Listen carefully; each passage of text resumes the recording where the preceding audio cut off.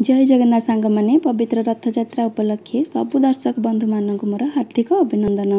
महाप्रभुଙ୍କ पाखरे भोग लागुवा रसावली रेसिपी को चलतु आज घरे बनइबा। रसावली गोटे लिटर क्षीर मु गोटे साइड रे बसई नीची, आउ गोटे लिटर क्षीर आर पाख साइड रे बसई नीची छेना छिंडेबा पई। सेथिरे बे विनेगार देकी छेना को भल से छिंडे नबा।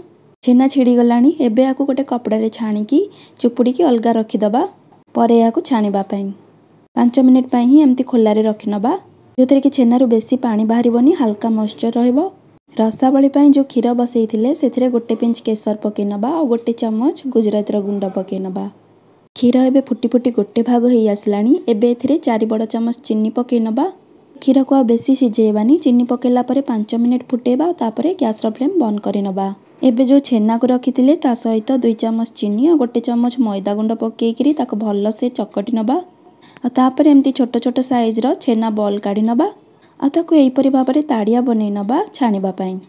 सबु छेना ताड़िया एहीपरि भाबरे प्रस्तुत करि सारला परे आको आमे घियो रे छाणी नबा। आपण चाहिले आको रिफाइंड ऑयल रे भी छाणी परिबे। दुई पाख साइड एमती गोल्डन ब्राउन कलर हे गला परे आको छाणी के सब काढी नबा। आको गरम थिला बेले रे ही रसावली रे पकै नबा, जोथरे कि रस सब एथरे भल से अब्जॉर्ब हे जिवो। रसावली रे छेना ताड़िया सब दे सारला परे आको भल से मिसै नबा। आको कवर करके 2 घंटा पई छाड़ी दबा। 2 घंटा परे रसावली हमर रेडी हे जाईची। एबे आको सर्व करि नबा।